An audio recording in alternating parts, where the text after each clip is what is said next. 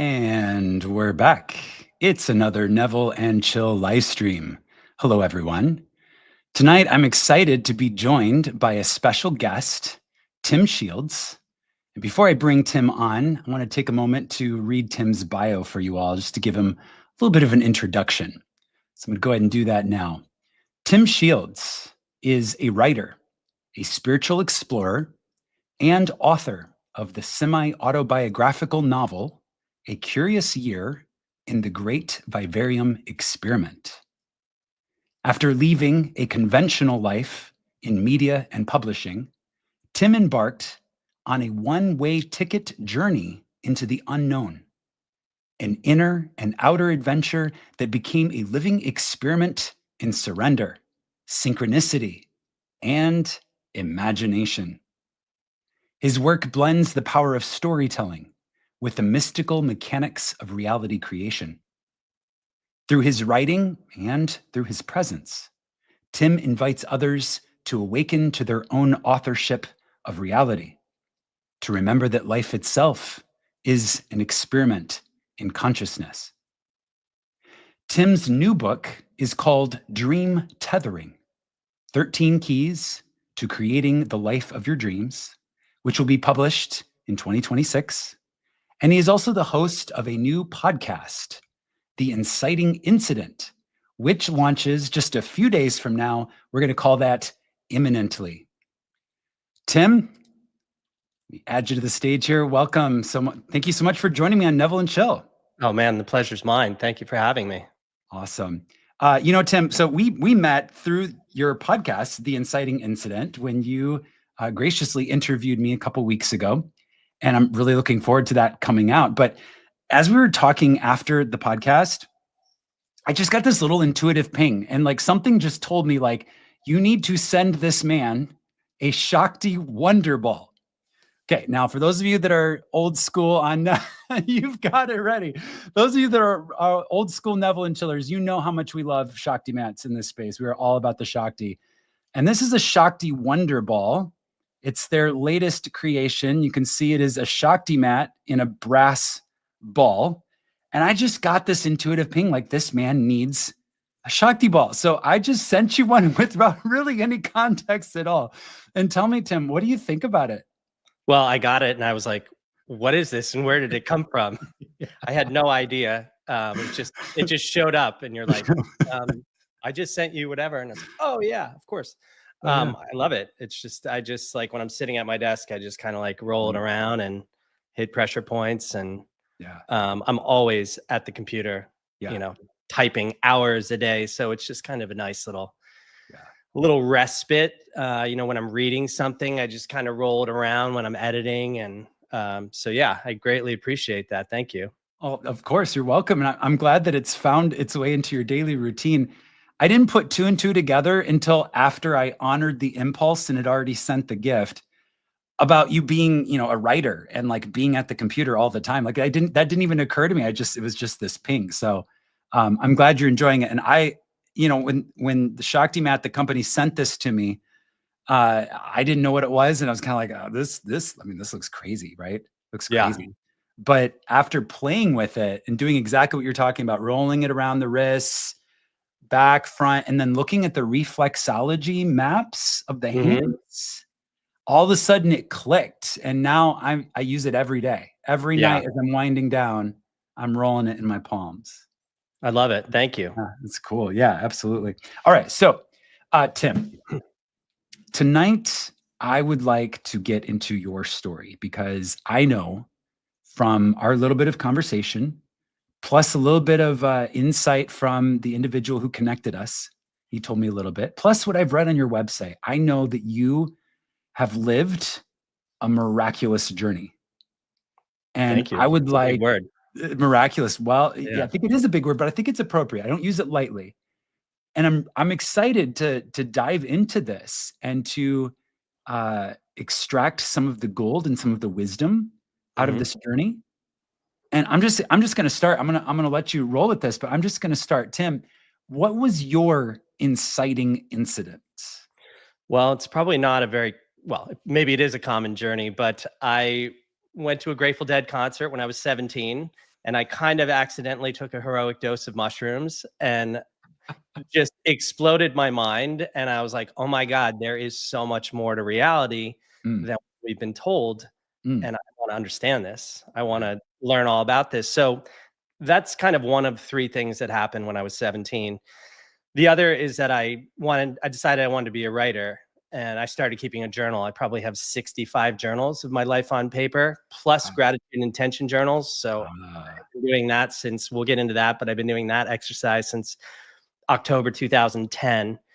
And I wanted to be a writer so bad. I grew up in a very Catholic upbringing and stuff, and St. Francis was my confirmation name. And the prayer of St. Francis, and I was just like, use me as an instrument of peace. Just speak through me. I want to, be a writer so bad. And I mean, I never could have imagined that would have me intersecting with some of the people it's intersected with. So, for 8 years, I've made my living as a ghostwriter, an editor, and a literary collaborator. And I mean, I never could have written the script to that. I didn't even know it existed. I mean, I thought I was just going to come out of college and somebody was going to pay me an obscene amount of money to travel the world and write about it. Turns out that's not how, maybe I wasn't that good of a creator back then, but that's just not how the world works. So, um, yeah, I mean, I just kept at it, and I was stuck in the corporate world for many years, in debt, in misery, and I was always freelancing. And every time I got into a new job, I was like, okay, maybe this is going to be the one that solves my creative itch. But the whole time I was working on my own stuff. I wrote terrible screenplays. I started probably 5 books that never went anywhere. And then in 2010, my sister took me to a Dr. Joe Dispenza event. So I would say this is probably one of my adult inciting incidents. And I was sitting there in the audience, just like blown away. I was like, holy shit, this guy has wrapped this toolbox of language and understanding around what I'm trying to express in the world.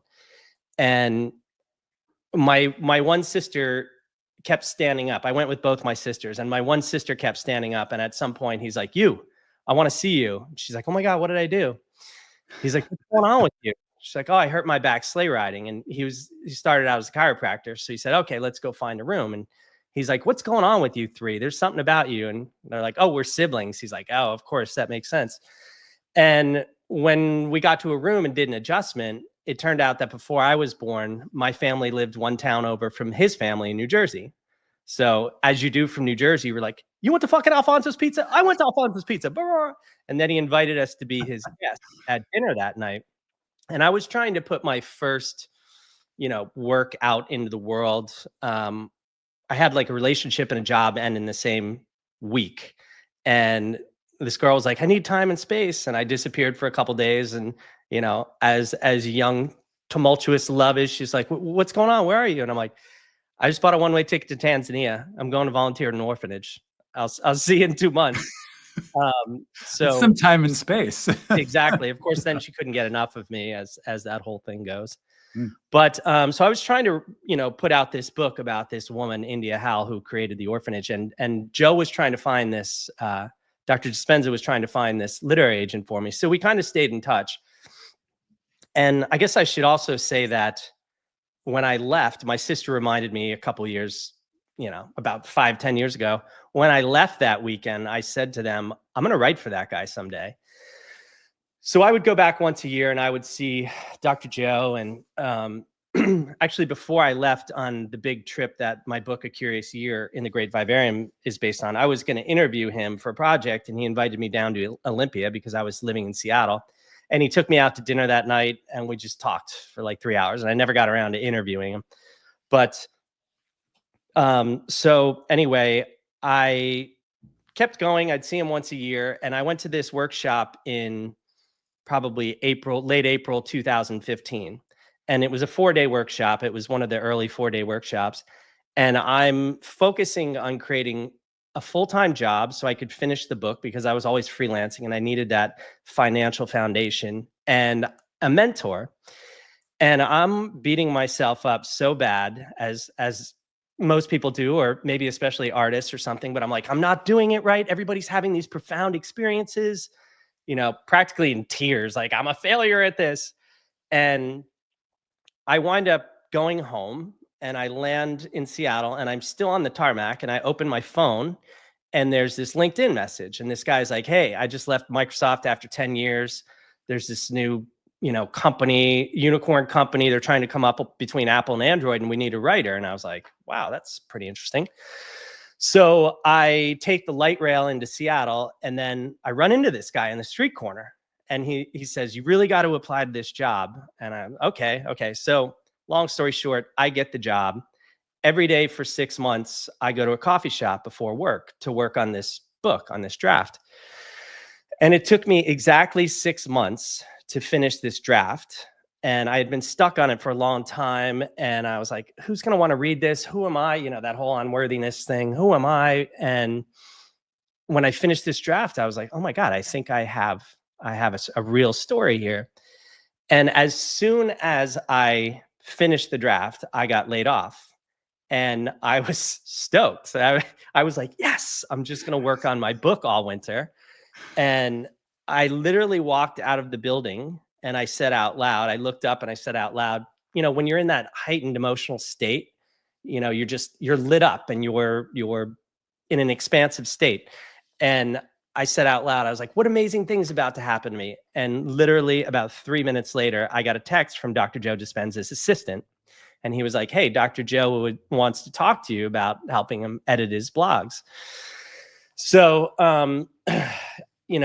I wound up getting this other job because I was just doing the blogs for a while. So I still had to work. And I faked my way into a director role. And I was probably about to get fired because they were like, you're the director. You have to engage with the clients. You have to direct these accounts. I was like, that's what direct. Anyway, so I was like, I just want to do the creative work. I don't want to deal with the people. So I was probably about to get fired, to be quite honest. And Dr. Joe asked me if I would help him with becoming supernatural.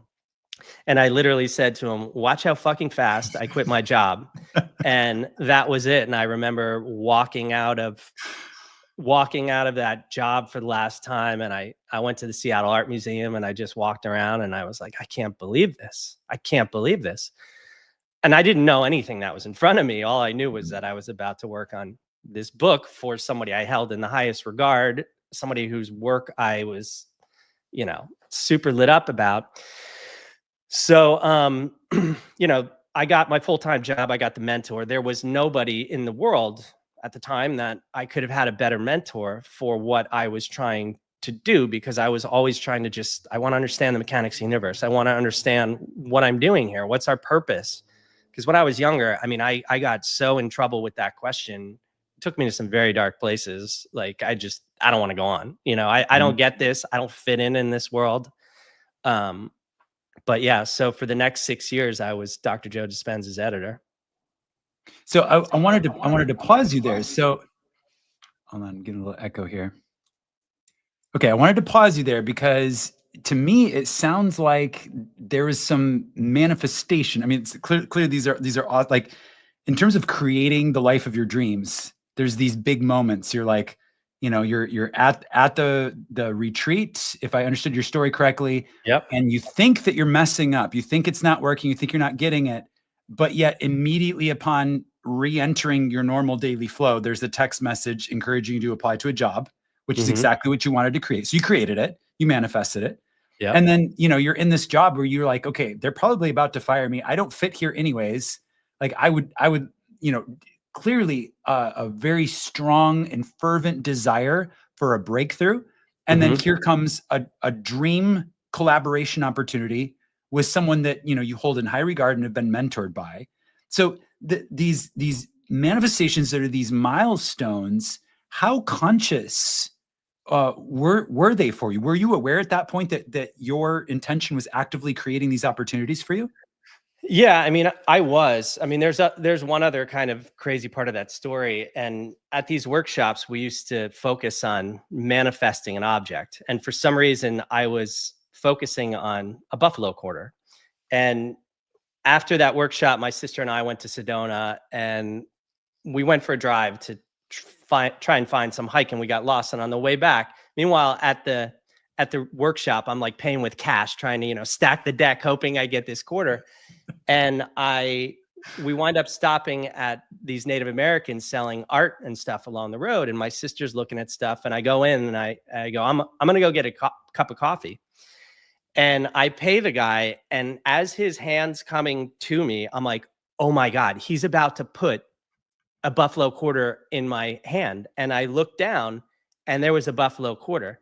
And the other crazy part is I went back home and I looked in my change jar and there was a buffalo quarter sitting right up there. I never really have talked about that part of the story, but since that's what we're talking about, you know, I attribute it to answer what I call in the book, answering the calling. And I just knew at a young age, on the human level, I was so full of doubt and fear and imposter syndrome and unworthiness. But at the soul level, I knew this was my calling. And I knew that, you know, there was like this very distant echo that was like, well, somebody has to be like the voices of our generation. You know, why not me? And that was, like I said, that was very distant, but that was kind of the spiritual GPS, the North Star that I was always going towards. I was like, I'm going to be miserable if I continue this path. Of course, I would be a lot more financially, you know, secure and stable. And, you know, it feels like everything's lining up right now, but I've been living like an artist, you know? So I gave up a lot for this path, but I just, you know, there's this, if I had to distill the two pillars of my work, it would be surrender and trust, because that's what I'm trying to master in this life. Surrender and trust. Yeah, that's beautiful. Okay. So with that, so we got kind of the overview of your story here. I want to take you back. What was life like? Like, what was the version of you before you really answered that call? You know, because you had that moment where you know, I think all of us have a lot of inciting incidents in our life, but there was that one moment where you really jumped into that place of surrender and trust. Yeah. What was life like right before then? I mean, I always had my one foot in the corporate world and one foot in sort of my dream. But I kept the foot in the corporate world because, let's be honest, the hardest part of becoming an artist is figuring out how you're going to make a living while you're becoming an artist or a writer or whatever. So I guess there was a lot of drifting, kind of, you know, like drifting through jobs, drifting through relationships, drifting through much earlier, like cities and stuff, you know, just, I was on the search. I was seeking. You know, there have been a lot of these kind of touch points, and inciting incidents, but you know, I think that when you align the mind, body, and spirit in right action, right feeling, right thinking, and right language, you become, as I say in the book, you become like the boring machine, which tunnels through, which, you know, creates tunnels. And as you have that force, that unifying force behind you, you become like the boring machine, and matter starts to conform to your will. And there are unseen forces that are guiding your way, you know, and where I'm at right now, I really found that I believe that sort of consciousness unfolds on almost a quantum moment to moment basis according to who you're being. Yes. When things that happen now that are not favorable perhaps to me, when I was a young man, it could have taken me down for 2-3 months. And now, you know, I can shift it in a day, I can shift it in 6 hours. And once I shift that internal energy, the external world shifts accordingly. Yes. So I'll give you one example of that story. I had gotten introduced to the senior vice president of the literary department at William Morris Endeavor, which is like one of the top 4, you know, talent agencies in the world. And I was like, oh my God, this is my big break. And I wrote this total like consciousness focused letter to Hollywood. And, you know, the guy was like, I'm sorry, I don't understand what you're doing. And I was like, oh my God, I spent like 3 days on this letter. And and then this is something I do sometimes. I just say out loud, okay, show me what's better. And this was during COVID, and I was barely ever on that app Clubhouse, if you remember that. And I saw this guy pop up, Alan Steinfeld, and I know him, and I was like, I'm just going to see what Alan has to say. And he's like, he's like this old New York Jewish guy. And he's like, Tim Shields is on the call, blah, blah, like, so he starts talking to me, and there's this woman on the phone, and she's like, I'm launching a book on Hay House. Would you be interested? Would you be okay talking offline? And I'm like, sure, I'll tell you what I know. So we get into this conversation, and she's like, I think you should really talk to my agent. I was like, I'm waiting for one of the big dogs, and she's like, no, just have a conversation with him. And I say, okay, I'll have a conversation with him. I go for a hike. I come back. This guy's already responded to me, and I don't know anything about him. And he put Eckhart Tolle, Neil Donald Walsh on the map, Jack Canfield. He did the Dummy series. Like, he was a legit legend. And he was like, what are you doing tomorrow? And I was like, I don't know. He's like, let's have a call. So the first question he asked me, which, I'm super nervous. And the first question he asked me is, tell me about your grandparents. And it just disarmed me. And we had an amazing conversation. By the end of it, he sent me a contract, which I didn't sign for 9 months, but he took me out to lunch at one point. I gave him this big stack of papers, and he chose the one that I liked best, which became the book Dream Tethering. And I didn't know what this book was about. And I actually don't think I'm capable of, if I just sat down to write this, I couldn't do it. But I just would go for hikes out in the desert here. And there's this one Palm Canyon. It's beautiful. And every time I go for a hike, I just put on my headphones. I put on something that's like either improvisational or melodic, so I can get completely lost in it, so I can go into trance. And before I start walking, I ask myself the question that I need to be solved. 100% of the time, I get the answer. And I've created a new model of self-actualization, updated the hero's journey as the evolution of consciousness, all sorts of things. And I mean, this is just something I was thinking about last night, and I think it's pertinent to this conversation. But, when you think about an artist or a creator, if you romanticize it, you probably think about the finished product. But what is the most extraordinary thing for the artist is the journey and how you got there, and how all of these magics and serendipities and synchronicities came together to create this thing. Mm-hmm. Absolutely. Yeah. I see in the chat, wealthy walk. So that's what we call it in this space. We call that the wealthy walk. Yeah. So that's, essentially a walking meditation in a specific state of being to help you animate the state and get in full energetic alignment with it. And it sounds like you've made it into a process that has served you very, very well. Yeah, this is amazing. I love the role we're on. Continue with talking about some of your process, about some of this birthing of creativity. I mean, I guess there's one essay that's on my website, A Curious Year in the Great Vivarium Experiment, and it's called The Transformation Chamber, or A Crisis of Fate in the Heart of the Chrysalis. And I've taken that and kind of used it in key 12 of this book. But I was just returned from Mexico. I was living there. I moved down there for a woman. That didn't work out. I met somebody else, imploded. And I got back to Seattle, and I just turned 45. And I'm like, what the fuck am I doing with my life? Screw this shit. This is too hard. I'm just going to go to Amazon. I'm going to make a ton of money. I'm going to live a safe, secure little life. And so I was interviewing for this big boy job at Amazon, and I would have hated it. And I'm a people person, so they're very process oriented and stats and. So I could kind of disarm everybody, but then there was this Indian guy, this director, and I could not crack him, and he was just so stoic. And I was like, is there a soul behind this thing? and he just kept hounding me with this one question, and I knew what he was doing. He was looking for my thought process.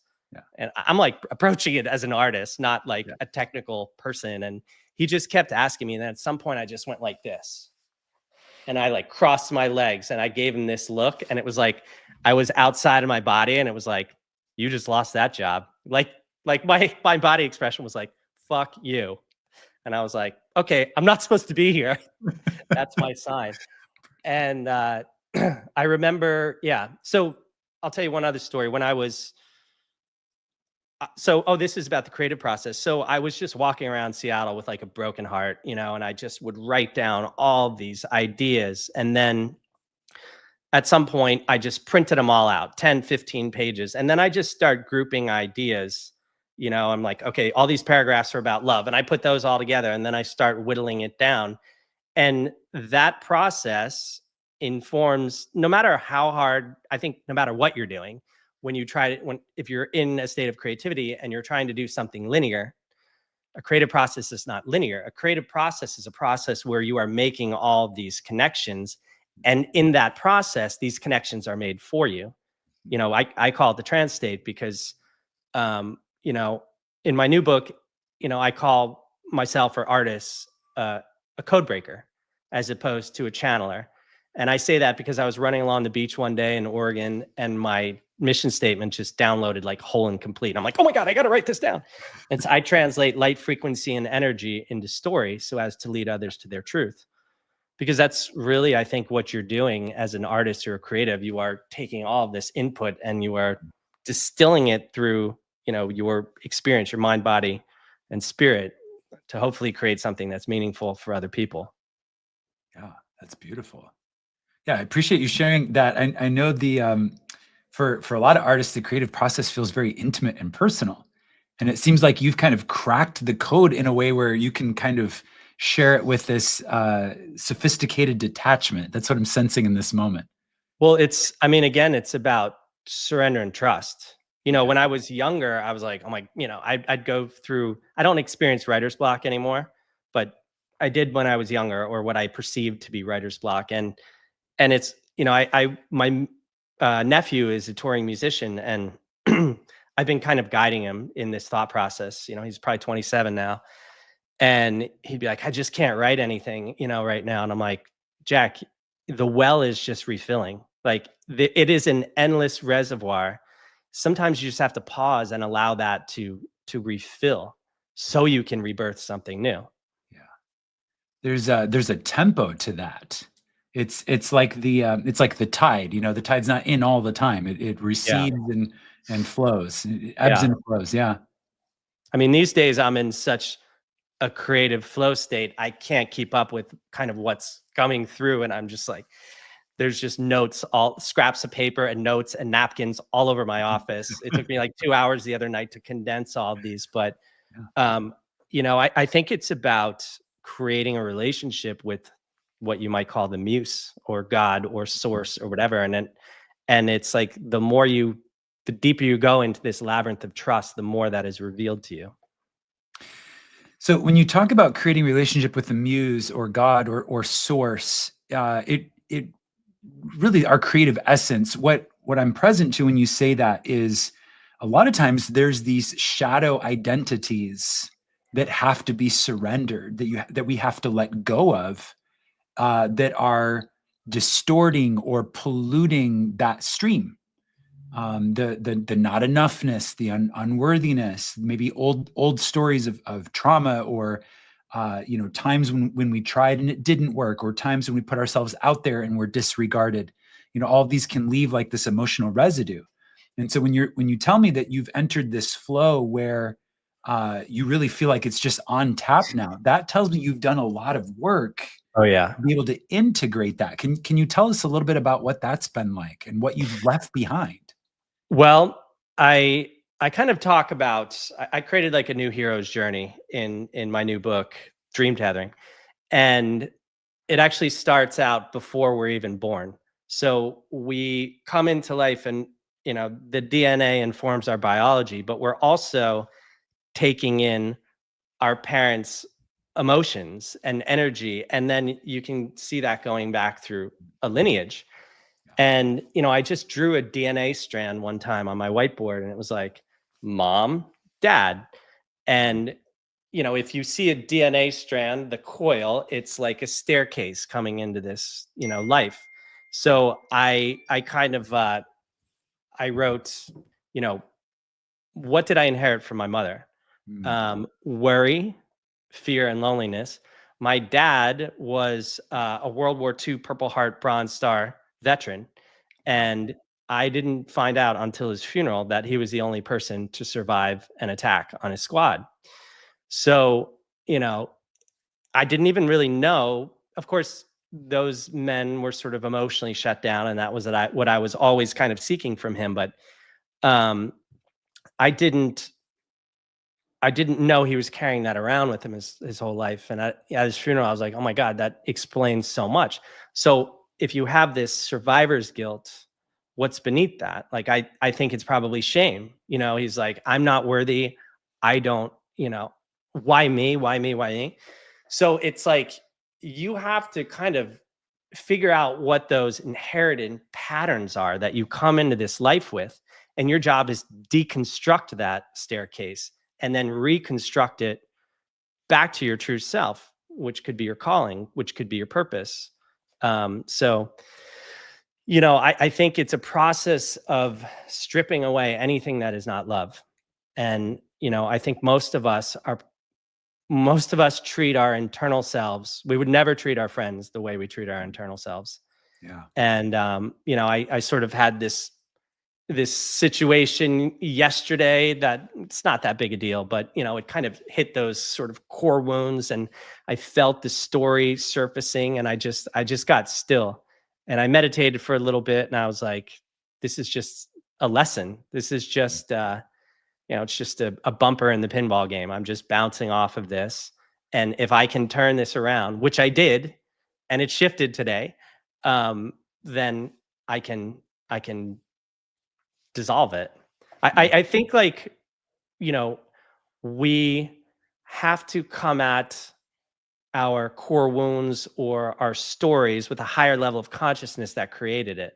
Mhm. And I think that when you start to become powerful enough at that, and you start to do the deeper, sludge work, when you go deep into the pond and you're in the mud and the muck and the mire, it's like just by seeing those things and by recognizing them and understanding how they work in your life, that is the process to start to dissolve them. Awareness is the process to dissolve them.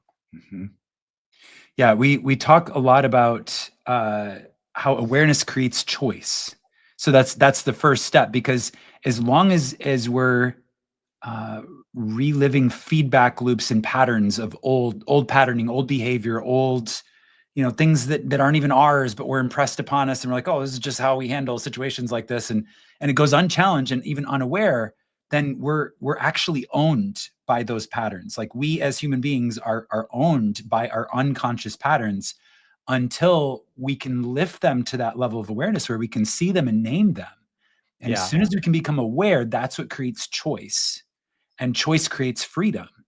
So And choice creates possibilities. which creates possibilities. Yeah. Yeah.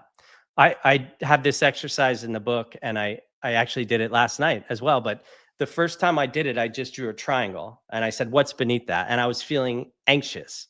And I kind of went through this whole list of things, and I was like, what's beneath that? What's beneath that? And then Mhm. on the side, I was like, where did that come from? And it came back from my dad, and my dad and his survivor's guilt and his shame. And I was like, okay, I see it. I don't have to be owned by it now, Mhm. because I recognize the pattern. And I think I was, this is in the new book, but I was walking across the Sand Key Bridge in Clearwater one time, and I just had this definition of intelligence pop in. It's 5 words. Intelligence is the ability to recognize patterns. It doesn't matter like what you're doing in your life, whether you're a stockbroker, whether you're an artist, a writer, a musician, it's the ability to recognize patterns and decode them. Mm. I love that. Yeah, that's a very fresh take on the definition of intelligence, to recognize patterns. Hmm. Yeah. Yeah, there's this so in this journey, so with rising consciousness, with rising awareness comes more presence, and with more presence comes more awareness of polarity, contrast. It's like our light is getting brighter, and so the shadows, become more defined. And I know, just from being active in the community, and watching people go through journeys, as well as also my own journey, that sometimes it can feel like a little disheartening. You know, it's like, oh, I'm doing so well. I'm waking up and becoming more aware. I'm getting all this, you know, power coming back into my life, but yet it seems like sometimes, you know, I'm stuck in an endless, you know, pile of shit that it's bottomless, and I just keep Yeah. shoveling, keep shoveling, keep shoveling. What would you say to someone that feels that way, like it's just endless and they'll never get out of it? Well, it's temporary, and Mm, that is kind of the journey of the true self, the higher self, the authentic self. yeah. It's this endless fractal labyrinth, and Mm, you know, I mean, in my updated hero's journey, you know, I have, and as being an ascended master in this life. Do I think I'm going to do it? Probably not. But I've talked to a lot of people, including Dr. Joe Dispenza, because I had at the 12th step being a mystic, and I was like, "Do you think we can become an ascended master in this life?" He's like, "Duh, that's what we're doing here." So yeah. I think it's just, I mean, maybe you can gamify it. It's like, wow, I Mm, just got to the next level of the labyrinth, mhm, and you know, it's you are in this free, expansive state, and mm, then for every contraction, there's an equal or greater mhm. expansion. Yeah. So I was in a contraction, probably one of my most painful ones, sort of existentially, for 2 to 3 years, because Mhm. I thought this book was ready to go, and all these things were happening. Then my agent passed away, and um, I you know, when things really started to change is when, because I was living like an artist, you know, and that is fear and lack and contraction. And I Mm, woke up one day and I was just kind of like, I have these investments, but I never wanted to touch them. I'm like, oh my God, that's my nest egg. But I was like, screw it. I'm gonna hire this agency and help me do all this stuff that I can't do by myself. I haven't been successful at it. And as soon as I did that, it was the first time I've ever invested in myself, because I'm always helping other people with their work or whatever. And as soon as I did that, just doors started opening. I was like, oh my God, I understood intellectually the flow of money, but now I understand it, the embodiment of it, because, you know, we, em- knowledge without the embodiment, it can't become wisdom. It's just mm, knowledge. So yeah. once you embody that, I mean, the whole purpose of this life is to embody, is it's about the embodiment. Yeah. And when I was younger and seeing like therapists and stuff, and they're like, you live up here, you don't live in your body. And I'm like, what are you talking about? Like trying to figure out intellectually how that works. And Yeah. it was really like Dr. Joe's Dispenza's meditations and his work that Yeah. finally got me into my body. And now Yeah. I understand it all at a complete new level. But it's about the embodiment of knowledge and wisdom, not just, you know, being good at a Yeah. trivia event or something. You're right on top of something that is so incredibly important. It's this idea of, like, so many of us on this path, you know, we learn what to do. There's no shortage of teachers telling us what to do. Like, and we know, we've read the books, we've done, you know, done the self-help, taken the courses, gone to the retreats, but it's that courage to show up and apply it every day, to step outside of the comfort zone, to find the edge. My yoga teacher calls it therapeutic discomfort. Right? It's Mm, one step before pain, right? You're not actually injuring anything, but you're definitely outside of what your body thinks is normal and regular and safe. Right? So yeah. finding that edge, finding that therapeutic discomfort, and being willing to lean into it. And one thing I wanted to point out about what you said, you're just dropping some gems here. The whole idea about investing in yourself and that being an embodiment of wealth, that's massive. Can you share a little bit more about that situation and what you learned? Well, you know, I was always on the other side of the table. I was on the agency side. So the first meeting, I'm on a phone call with like 5 people looking at me, like grilling me, and I'm just like, you know, and you know, they started asking me about my process. And I said in my first book that the dream of the 17-year-old self is like shooting a grappling hook out into the future. And if Mm, you're strong enough, focused enough, and determined enough, you're going to get there. But the external environment is always going to try and knock you off the line. And guess what the external environment is? It's a mirror to your internal environment. So, you know, by the second meeting, he's like, okay, so you're always placing yourself in the future, blah, blah, blah. He's like, it's kind of like your dream tethering. And I was like, holy shit, that's it. That is the idea that I've been trying to get to. Yeah. And then, this guy connected me with, I had taken a bunch of calls with different literary agents. And he's like, I really think you should talk to this person. And I was like, okay, I'll take the call. And I had been asking my former agent, Bill Gladstone, who passed away, to guide me to the right agent. And the first thing I said in this meeting, I said, well, my former agent, Bill Gladstone, she's like, what did you just say? She's like, I started my literary career with him 25 years ago. And I was just like, okay, you're the one. And she's been incredible, super responsive. And so I think that's about being in alignment with the calling, having courage, because there's always going to be fear. Courage is stepping over the line. When I bought a one-way ticket to India and I took this, I had enough money to travel for about 4 months, and I just was doing this gratitude and intention exercise. So when my mom passed away, which was the inciting incident of this book, I was super lost and scared, and just, she had been sick for a long time, kind of wasting away from Parkinson's and dementia. But then the actual reality of her being gone was totally different. And my sister's friend was like, okay, I want you to do this exercise. You're a writer. I want you to write down 5 things you're grateful for and 5 things you want to create. Do it every day. And you're going to find that the things you create today are going to be the things you're grateful for in the future. And I was like, I'll try anything. And I've been doing this since October 2010. And I can't even tell you the amount of things I've created. I mean, the gratitude intention journal forms, or every couple chapters, there is a gratitude intention, writing in there. And because it really formed the story arc, I was like, okay, I want to be of service while I travel. And all of a sudden I'm connected to this guy, and I say yes to volunteering at an eco ashram. I didn't even know what an eco ashram was. I thought I was just going to be sweeping floors and stuff. And it turns out this guy is the grandfather of environmental law in India. He's won the equivalent of 2 Nobel Prizes in grassroots environmentalism, the 4th highest civilian award in India. And he sued the state of India over 20 years to create a green zone around the Taj Mahal.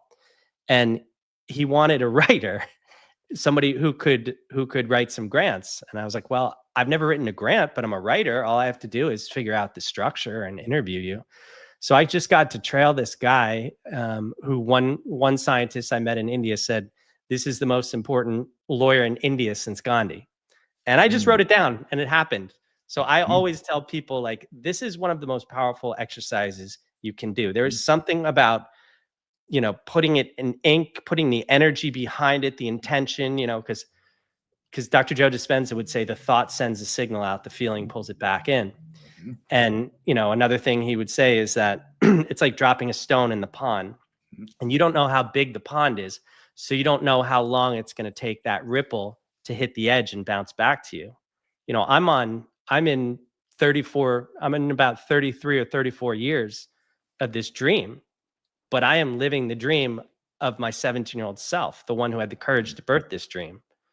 So, I mean, I heard your talk the other night, how you were talking about creating a goal for 20 to 30 years out. And I was like, I'm living it, but oh my God, if I heard that when I was 23 or something, I couldn't even commit to 2 years in the Peace Corps, because I was like, I might miss something. So, I mean, I think that's wise advice for your audience. It's like, you don't have to know the how. You just have to move forward in the alignment of the mind, body, and spirit, and right thinking, right language, right feeling, and right action. Yes. And allow the greater organizing intelligence of the universe to start structuring a path for you. So it's like you're walking across a river and the rocks just appear beneath your feet. You don't know where you're going, but if you are in faith and trust, those rocks just appear and they start unfolding your path. I call it breadcrumbs in the new book. It's like spiritual breadcrumbs. You see something in your external environment and it leaps into your awareness with a registering force, and you're not aware. I mean, at the time you just think, well, that's interesting. And on its own, it means nothing. But once they start lining up, once they start stacking up, they become these spiritual breadcrumbs, and that creates the path for you to move forward. I mean, I haven't known what I'm going to be doing next week in like 8 years. So it's like I'm just going forward day by day. And sometimes that finds me at Wimbledon, sometimes that finds me in Ibiza, who knows? But Yeah. um so yeah, I mean, I can't stress like the surrender and trust Mhm. enough. It's like you do the work and the universe meets you 50%, but you Mhm. have to surrender the how. You Yes. ask for it and you surrender the how, and it always comes in a far more magnificent way than our simple human mind could construct. It's Mhm. like how boring would my life be if it turned out the way I thought it was going to turn out? Yeah, you'd probably be pretty upset about that. You'd be I like, would. I'd be "This like, is this is dumb." bullshit. Yeah. I paid for That's the wrong funny. ride. Yeah, exactly. I've got a question in the live stream chat here from Orlena. She says, "Is this something you do every day, the journaling practice that you Oh mentioned? Is yeah. that every single day without miss?" Yeah, Yeah. I mean, I have missed it, sure. but every morning I pour my coffee, I sit outside, and it's just part of my practice. Mhm. And I love it. And it's something I noticed about 2 weeks ago is that it's almost like I've classically conditioned myself. So when I sit down to do it, I just move into this like expansive state because I've been doing it for so many years. I've Mhm. classically conditioned myself into gratitude. And, Mhm. and gratitude, I I do the gratitude first because the gratitude creates the expansive feeling, and it creates the carrier wave, and Yeah. then it's like you put the intention on top of that carrier wave, and then at some point it comes back to you. But I mean, my whole book came out of that. I only had enough money to travel for 4 months, and I traveled for 15 months, and I could have kept going, but I was like, I think I got to go home and start my life at some point. Mhm. But yeah, I highly recommend this to everybody. Just literally write down today I am so grateful for. And then the next one is today I intend and create. Yes. That those are two powerful verbs that need to be in there. I intend and create Tend and create. because you are the word made manifest. I'm sure Neville said something like that too. Oh, yeah, absolutely. Yeah, it's Yeah. all throughout his work. Yeah. Yeah. So Orlena's follow-up question, how present are you during this practice? It sounds like you're supremely present. You are in presence. Yeah. I mean, more so these days, there were definitely long periods of time where I was just going through the act of it. Mm, But I used to keep a journal when I was younger of very detailed of what was happening in my life, and this has almost become the journal of my life. So I can look back and be like, that's where I was because that's what I was trying to create. Or I can open it up and I'd be like, holy shit, that happened. mhm. You know, I'll tell you one other thing. If people are familiar with Dr. Joe Dispenza's work, there's something called a mind movie, and it's kind of like creating this digital vision board. And I heard Dr. Zach Bush talk however many years ago, and I just was like totally blown away. And I said, I have to work with that guy. And I put Dr. Zach Bush in my mind movie, and I said, I work with the best people in the world. And it took me 26 months to manifest that, but it happened. And it's not like I put continuous energy into it, but I think that, the initial energy is like an explosion of light. Mhm. And if you are in alignment and it's in alignment with you, it's going to come to you. But I got invited to this research thing at UCSD, and there was only about 14 people there, and I knew Zach Bush was going to be there. So I was ready to stalk him like a cheetah stalking a gazelle on the Serengeti. I'm like, where is he? Where is he? Like, not letting him out of my sight. And we wind up walking to the lab, and there were four of us. And he's like, how are you involved? And I was like, hey. And I was like trying to come up with something clever, and I couldn't. So I said, I'm literally trying to come up with something clever, and I have nothing. And then my friend Hillary was like, he was Dr. Joe Dispenza's editor. And he's like, really? Are you available? By the time we got to the lab, he had asked me for his number. And, that book's probably going to be coming out in October, Mm. maybe December, but it's a banger, I think they say in Australia. But I'm very excited for that book to come to the world. Very cool. Uh, I wanna kind of rewind a little bit because there's something that I'm getting a little bit of a ping about. Um, right language. Can you talk to me about your understanding of right language? Well, I mean, there is a study called conscious language, and it's using sort of like you don't use "I'm gonna try" or "I Mhm, can't." mhm, Um, it's "I am," "I will," "I create," "I intend." They're mhm, powerful verbs that leave no room for ambiguity. If you are if you are tethered to ambiguity, ambiguity is what is going to show up in your life. mhm, But if you are tethered to something intentional and focused and powerful, that is what you are tethered to. But I think one of the most important things about the right language is how you speak to yourself. mhm, And if something happens, you're like, I'm so freaking stupid. Like you have to cut that shit out. So you have to become really conscious and really aware of who you are being inside and how you are treating yourself, mhm, because I was definitely not kind to myself for many years. Even last night, I had this moment, for about an hour, and then I was like, okay, I have to flip this switch. mhm, This is just something that I need to learn in this moment. And I flipped the switch, flipped the channel, and then today it resolved itself. mhm. This topic of language, I'm so present to it because it's been a theme for me lately. It's been something that's been showing up in my reality. My partner's downstairs right now, and she just put in the chat, the book Conscious Language is sitting next to me right Oh, now. no way. Yeah. I'm trying to think who that's by again. I have it. I don't Anyway, it remember the doesn't yeah. matter, but it's a Yeah. great book. Yeah. So one of the and I don't know if it was in this book or elsewhere, but I was reading someone talking about the Hopi language, Oh, yeah. the Hopi language, and how there really is no sense of past or future in the Hopi language. It really is a language that is spoken from a place of pure presence, and Yes. how our language really, in so many ways, defines our paradigm and how we relate to reality because Mhm. of the way that it frames concepts. And I know that just from reading your website, I don't think you and I have talked about it before, but from reading your website, I know that you're very tuned into how language shapes our experience as well. Is there anything else that you'd like to share about what you've learned about that? Wow. Well, yes, I actually wrote about that in my book. In the Hopi language, there is no word for time. It's Hmm. just a continuum. Yeah. Um, I'm like, do I want to open this can of worms? But I have in this new book, I have an entirely new understanding of time.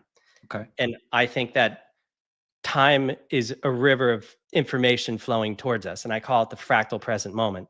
Hmm. So I was up in this canyon one time and I was sort of lost in my own thoughts. And then I started tuning into, the crickets and then the birds and then the river and then the atmosphere. And it was like, as I moved deeper into that fractal present moment, it's like I passed through a veil and I was I was there in body, but I was somewhere else because I was tuned into this channel of information that was coming to me. So I think that the more present we can get to into the present moment, which occurs through meditation, etc., the more access we have to this river of information that is flowing towards us. So if you think about somebody who is in a foxhole or who just had a near death experience or a plant medicine journey, they are experiencing a very large amount of information in no time because they are tapped into this river of information that is flowing towards them.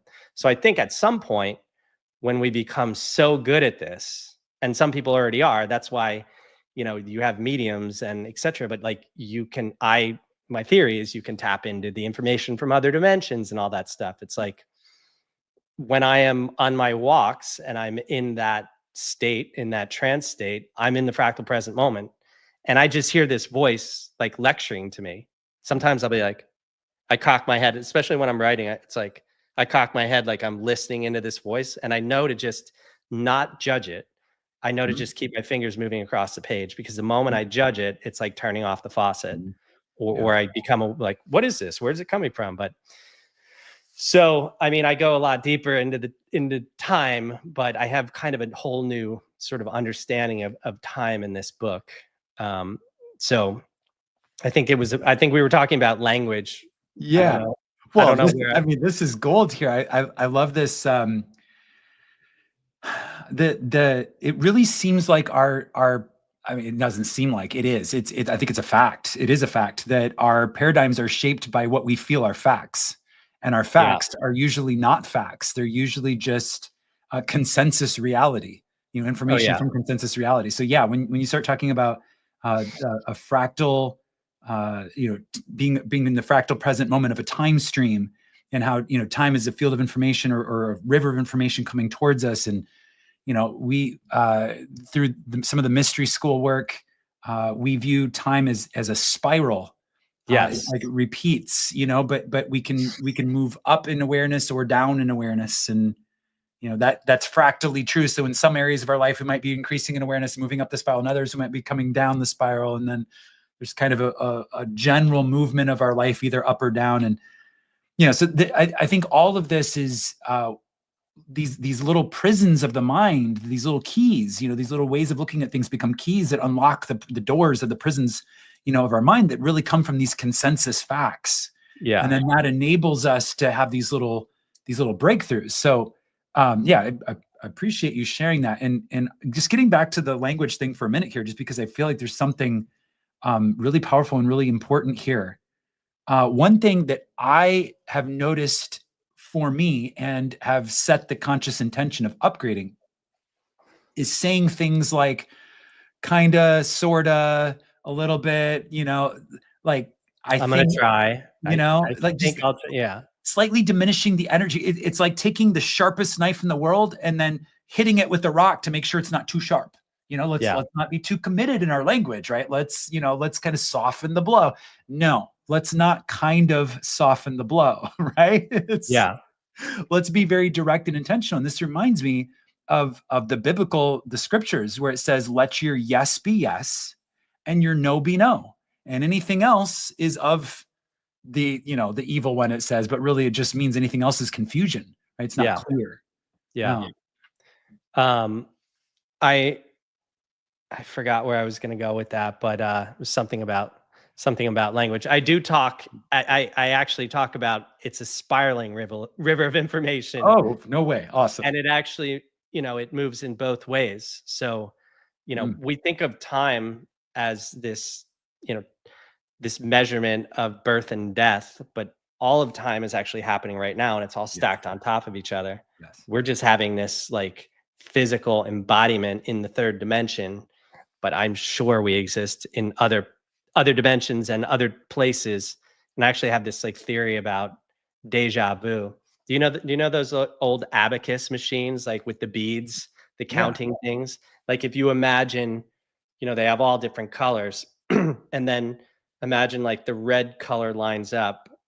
I mean, I think it's just an idea, but you are experiencing the same feelings and emotions that make you feel like you're in another place in other lifetimes. So in other timelines, you are lining up within this feeling and Mm, emotion.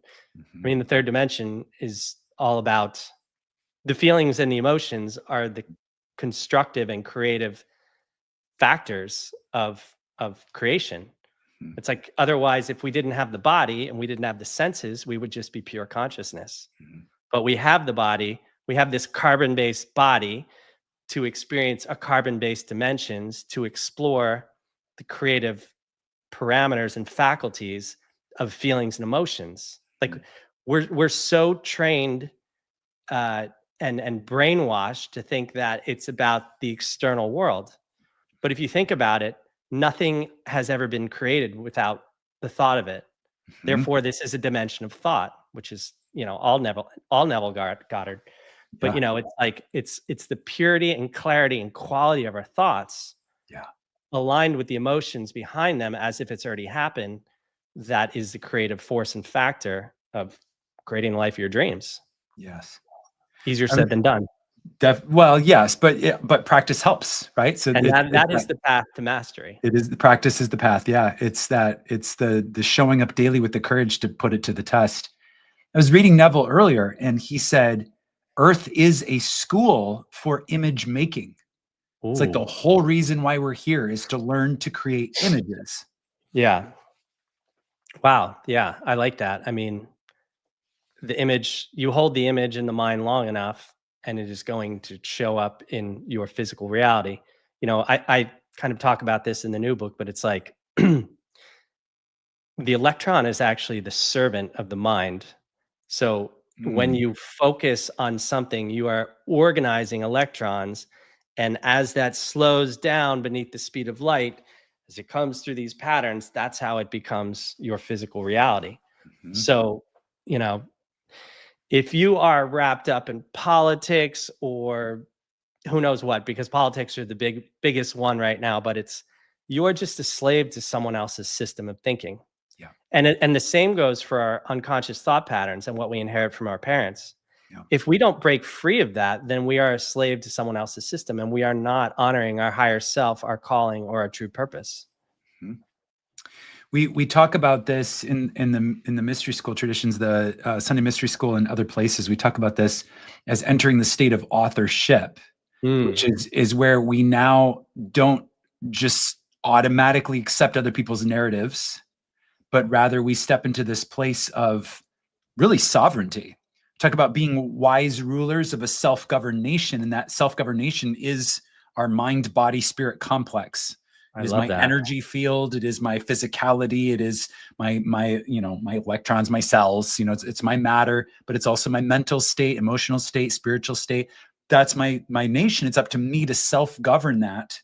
And as we step into that being that author, we're casting out false idols, which are things that we've given that power away to, casting out, like getting rid of the people that we've transferred, or people or ideas we've transferred our power away to, that held it for us until we were wise enough to be able to hold it for ourselves. So yeah, it's a process of embodiment, and it's a very powerful one. Yeah, 100%. Yeah. I have this whole it's a big one to go into, but I last fall I was laying on the couch here watching the U.S. Open, and this conversation between my future self and my present self started to deliberate. And there's this epic music venue here called Pappy and Harriet's. It's about 50 minutes away in the high desert, and I was like, should I go up and see music? And I was like, pretty comfortable in my cozy little vertical position here. And I was like, okay, I'm going to honor my future self, because at some point I might not be able to, you know, be ambulatory enough or live near music. So I go up there. And what I didn't realize when I made that decision on the couch was that I was making the decision for myself 3 hours in the future. Mm. So I'm on the dance floor, and as soon as the music starts, I start getting this download. And I was working with Dr. Zach Bush at the time, and I was thinking a lot about mitochondria. And mitochondria is it's the energy production aspect of our body. It creates ATP. It's responsible for respiratory, everything else. The interesting thing about mitochondria is it's actually not human DNA. So it's actually a circular DNA. It's not a spiral. There's a bunch of other interesting things about mitochondria. In fact, when all of this arose and there was just this bacterial, soupy world, the mitochondria, merged with the cell. So instead of the cell consuming the mitochondria, it created this symbiotic relationship. And we have thousands of mitochondria in one single cell. Mm. So this kind of download comes in, and it's like, well, we don't have the technology to measure the energy of mitochondria. But if you think consciousness is intelligence, and intelligence is, we could say, carrying out some sort of biological function, then it must have an energy field. So I kind of imagined how these energy fields sort of, you know, connect from the mitochondria into the cell, into the tissues, into whatever, into our body. So we are just this organized energy field of these collective energy fields, which essentially makes us a planet for all of these little tiny species. So who knows what kind of love stories and wars are going on within us. But These are dance floor thoughts, Tim. these are dance floor thoughts. Yeah, I'm just like, oh Amazing. my god, it's coming, it's coming. And at some point, this term came in, and it was like, when these organized energy fields keep building and consciousness comes to the point where it realizes that energy is greater than matter, which is where we are right now, that makes us a threshold species. Yes. So, as a threshold species, it is the awakening that energy is greater than matter, and it's the mastery of energy. And when you get to the other on the other side of the threshold species is a completely new paradigm and a new reality. Mhm. And I think that's where we are at Mhm. this moment in history. That's awesome. Yeah, I can Yeah. see how you're like, "Oh, they're opening a can here," but no, yeah, that's I've very cool. actually never spoken it out loud, so that was why I was Okay, like, yep. "Can I go there?" But I got it. Yeah. So just to bring that story full circle, so you were on the couch, you got the download from your future self saying, "Hey, you need to go to this place to receive this transmission," and so But you honored it. I didn't know that, but there was, like, this nagging feeling that I was like, "I should just It's go." Like, important. I Yeah, can lay on the couch any freaking night. yeah, I don't remember who was playing, but I'm like, "This is a great band. yeah, I wanna go see these guys." yeah, And, yeah, I mean, I was every time stuff like this happens, I'm completely blown away because I don't expect it. yeah, Um, so, I mean, I think that is kind of part of the fun and the mystery, and when these things you're creating or whatever happen, it always leaves you in awe, and you're like, "Oh yeah. my god, if I can do this, what else can I do?" Yes. Brilliant. Okay, with that, I'd like to transition and take some questions Yeah. from the chat. So I'm gonna put them up on the screen here. I'm gonna turn this Okay, light up one click while you sure. do that. Okay. All right. So first one from Orlena, living day to day in the flow. How scary at first did that feel for you? Well, I'll tell you, I probably lived in fight or flight for a very long time. Mm, It was very often scary. Um, but I kind of consider the alternative and I'm like, what is the alternative? I'm like, this is what I'm supposed to be doing. If I am in surrender and trust, it's going to unfold in a way, far greater way than I ever could have imagined. But yeah, I mean, I spent a lot of time. I'm just like, am I going to be able to pay the bills? Like, and I've been very intentional about the projects I've taken. So there have been some projects where I could have worked with some big name people and made really good money, but I'm like, this isn't in alignment with my mission statement. And I think, and it's something you said in the last one that I listened to about the 20 to 30-year thing. But I also believe one of these things about your calling or creating and everything aligning for you being in service to something greater than yourself yeah. is so important, and it is a powerful energy that continues to light the way for you, Yeah. and that's kind of been my I'm trying to help people awaken to their truth because Mhm. that's what I'm actually trying to do, awaken to Yeah. my own truth. I'm just an artist, so I reflect it, individual to the universal, and vice versa. Yes. We're all mirrors for each other in that way.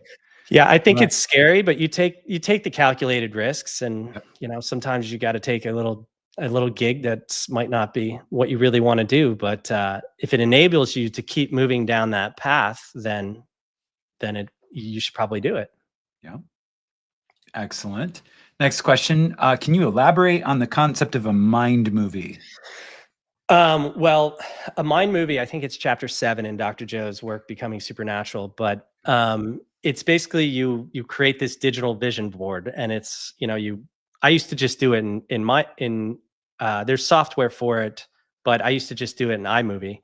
So you have your favorite song, and then you just kind of put these images from the future of what you want to create, along with sort of what the intention is.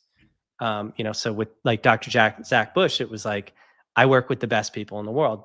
And it's like, it's this subconscious reminder all the time. And then, you're in your favorite song. So you're in this elevated space. And again, I think it's just about moving into trance and getting out of the thinking brain Yeah. and moving into the feeling of what that future manifestation is before it becomes a reality, because that is the key right there. To feel it, experience it, taste it, know it, touch it, and then it embodies, and then it becomes your physical reality if you stay long with it long enough. Got to hold the image steady so that it, Yes. like a photographer, keep the camera steady while the aperture is open. Mhm. Yeah, beautiful. Next question, Tim, can you please elaborate on your earlier comment about show me what's better?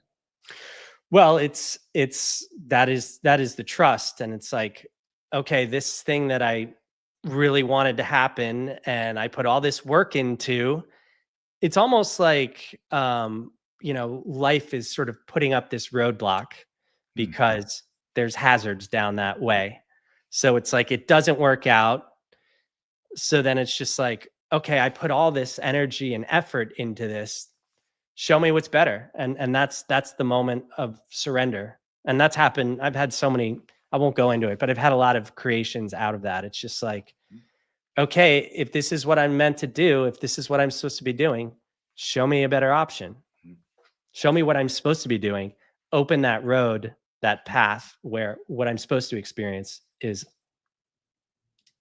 It's interesting you bring this up. I think there's some things, some important things to kind of mine out of this conversation. So this idea about show me what's better. So I know from my own personal life journey, there's been multiple times where I have constructed an end. We talk about image making, right? I've constructed an end in my mind's eye and have been moving towards it with conscious intention, a lot of focus, a lot of, I'm diligent about it. I think I know exactly what I want, and I'm clearly moving towards it.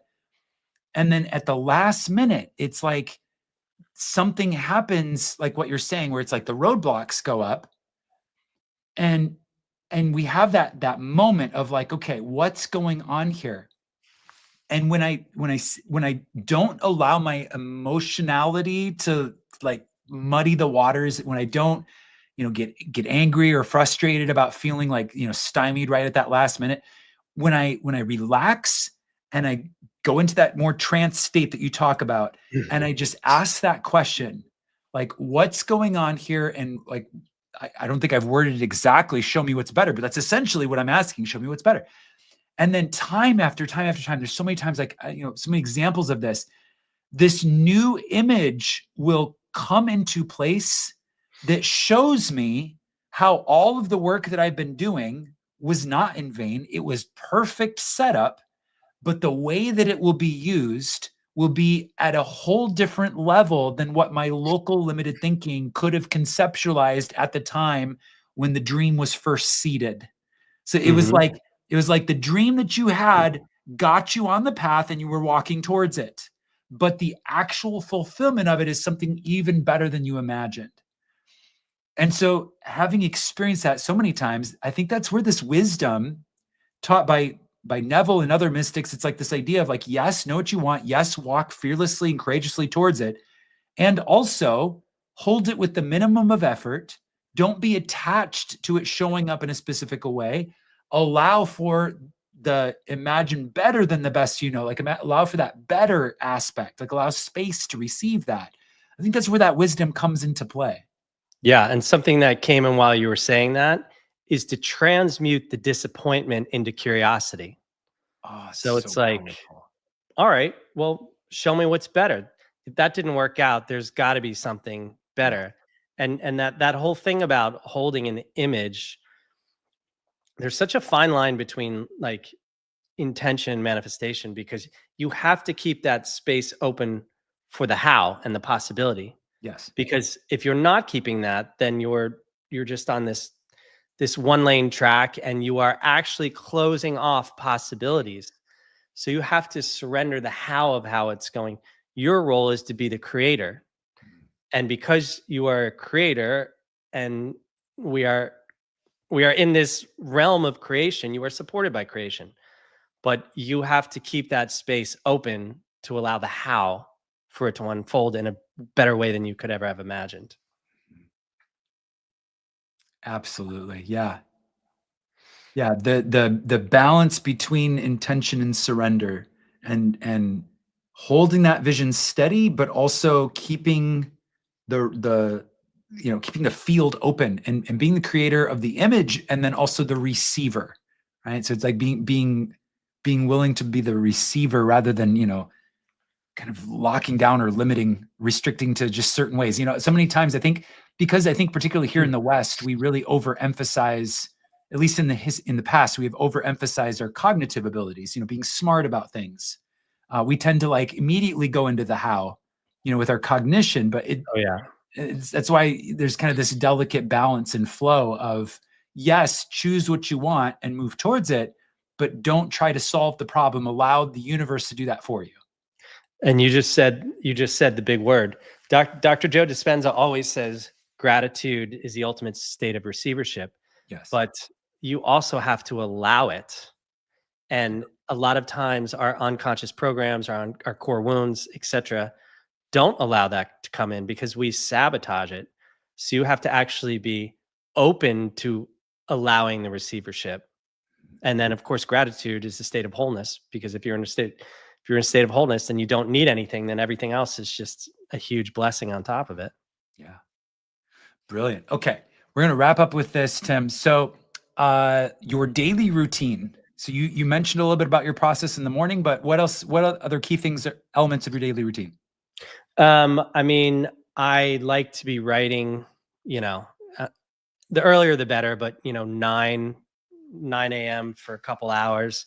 After that, I might go up to the canyon for a walk and just kind of process the ideas and see what else comes through. Because when I'm in the process of writing, when I go for those walks, my sort of unconscious mind starts building. It creates that space to build on top of the ideas that I was working on that morning. And then I have this whole other group of ideas to bring on top of it. So being in nature, being connected to nature is a huge part of it. Meditation, daily meditation. I I always used to do, and I still do, but I used to do Dr. Joe's guided meditations. But lately, I just got this red light. And at the end of the night, I just sit in front of it for 20 or 30 minutes in complete silence. And I connect into my heart field. And then I just expand outward. And I just asked, to be guided and the right people to show up at the right time. And so it's creating that time and communion with whatever you want to call it, the field, God, Yeah. source, etc. I mean, I think a lot of my day now is kind of I mean, much more than I was younger, and I spent a lot of time by myself because I'm a writer, but a lot of my day is communion with that higher power, that higher self, with my higher source, and so I'm just always asking to be guided, and I ask to remain humble upon this path because I'm in service, and that's I ask to be used as an instrument of peace, and that's what I'm trying to do. And the whole that all comes back to me. If I want peace in the world, I can't have a peaceful world unless I have peace in myself. And I had a lot of internal turmoil when I was younger, but I think I'm pretty happy and pretty excited with everything that's happening, unfolding, and the people that are coming into my world. I mean, I got introduced. Shout out to Barry Murphy. Got introduced to you. So I haven't actually been on this side in a while. I've been on your side interviewing people. So I'm excited for your audience to hear my interview with you Yeah. coming out probably in a month or two or something like that. Yeah. Looking forward to that as well. Yeah. I'm so glad that you took the time to join us, and it's been awesome talking to you. There's just one last question in the chat that I want to get to. Do you use breath work exercises? Um, I really want to do more breath work. I don't Mm, do it enough. With some of Dr. Joe's meditation, when you at the live events, you're always doing breath work, but I'm yeah. kind of a lazy personal practitioner. Yeah. But I do remember there was this one time during COVID that I just was like on this online class, Mm, and it was like laying down. It's like you bring the breath down, up, and I forget what it's called, but after 5 minutes, I was like, I can't do this. And I guess we did it for like 50 minutes, lost track of time and space. yeah. Like I came out of it and it was like I was tripping and I was like No. totally wobbly. Yes. So I know that, I'm always chasing transcendental states, whether that's Mm, writing or in nature. And so breath work is something I would really love to start doing more. I'm probably calling it in right now. I'm sure Yeah. a breathwork practitioner is going to show up in my life in the next few days. Going in the gratitude journal. That's wonderful. Exactly. The intention part of it, but yeah. Yeah. I had this idea pop in earlier today. I just want to ask you, I'm gonna put you totally on the spot here. You have the opportunity to say one sentence, and you know that every human being on earth is going to hear you say it. What would be your message to the world, Tim? You are the creator of your reality. Mm. And with You that is Yeah. everything. Yeah. Yeah. You are not a victim. You are the creator of your reality. The choice is yours. The choice is yours. Beautiful. Tim, thank you so much for coming on Neville and Chill, taking the time. We loved having you here. Just Yeah. really grateful. Yeah. Yeah. It's my pleasure. If people want to follow, The Real Tim Shields on YouTube, Instagram, TikTok. The Real Tim Shields is my website if you want to sign up for the newsletter. Um, I have a lot of really amazing guests coming up on my podcast, and that is launching on Thursday. Excellent. So yeah, I would love to. Feel free to reach out if you feel so inclined. So, Absolutely. Yeah. So yeah. those links are in the description. We've got your Okay. website. Tim's book is called A Year. Sorry, Curious. A A Curious Year. curious year in the Great Vivarium Experiment. Thank you. Can I Yes. just say what people are probably like, what the hell is a vivarium? Yeah, go ahead. A vivarium is a place that's used for research, a place for plants and animals as for research. Mm. And I was walking home one time, well, all the time from work, and there was a vivarium there, and I didn't know what it was. And it was this nurse log that had fallen about 30 miles away. And the structure, the vivarium, created this whole ecosystem in there because it was mimicking the state out there. And I'd walked through it 100 times. And this one day, I happened to look up on the board and it says Vive means life, vivarium means a place of life. And I was like, oh my God, that's the idea of the book. Inside the vivarium is our individual life's journey. Outside it is what we're all connected to, which is consciousness. So it's kind of like an eat, pray, love meets wild from a man's perspective. There it is. Brilliant. Thank you so much, Tim. It's my pleasure. Being on. Thanks to everybody in the live stream. Great energy as always. I really appreciate you all. Thanks for being such an amazing community. And I look forward to seeing you all in the next Imagine Wisely, my friends. And we'll see you all again soon. Thank you so much.